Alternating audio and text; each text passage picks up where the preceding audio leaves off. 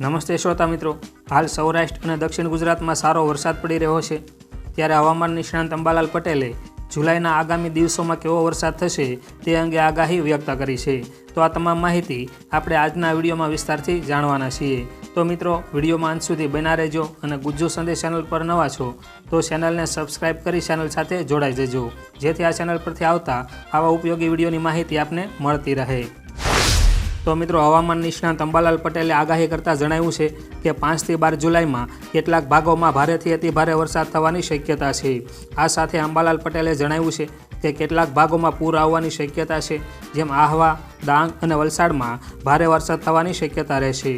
દક્ષિણ ગુજરાતના અન્ય ભાગોમાં પણ ભારે વરસાદ થવાની શક્યતા અંબાલાલ પટેલે વ્યક્ત કરી છે। આ સાથે અંબાલાલ પટેલે જણાવ્યું છે કે જુલાઈ અને ઓગસ્ટ મહિનામાં સારો વરસાદ થવાની શક્યતા રહેલી છે।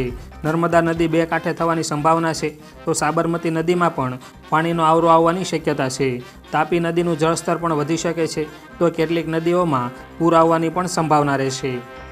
તેમજ અંબાલાલ પટેલે આગાહીમાં કહ્યું હતું કે અમદાવાદ અને ગાંધીનગર હજુ વરસાદ ગયો નથી। વરસાદ ખેંચાતા ઉકળાટ અને ગરમીમાં વધારો જોવા મળશે, પણ જુલાઈ માસમાં અમદાવાદ અને ગાંધીનગરમાં ભારે વરસાદ પડવાની આગાહી કરવામાં આવી છે।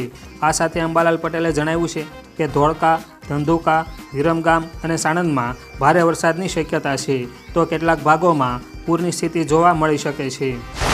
તો મિત્રો, આ રીતે અંબાલાલ પટેલની આગાહી અનુસાર જુલાઈના આગામી દિવસોમાં વરસાદ પડી શકે છે। તો મિત્રો, વિડીયો પસંદ આવ્યો હોય તો વિડીયોને લાઇક કરજો, વિડીયો આપના મિત્રો દોસ્તો સાથે શેર કરજો અને ગુજ્જુ સંદેશ ચેનલ પર નવા છો તો ચેનલને સબસ્ક્રાઈબ કરી ચેનલ સાથે જોડાઈ જજો। તેમજ આપના કાંઈ પ્રશ્નો અથવા તો કાંઈ સૂચનો હોય તો કોમેન્ટ બોક્સમાં કોમેન્ટ કરીને જરૂરથી જણાવજો। તો મિત્રો, આજના આ વિડીયોમાં બસ આટલું જ। ફરી મળીશું નવા વિડીયોમાં નવા સમાચાર સાથે। તો ત્યાં સુધી રજા લઈએ, આવજો।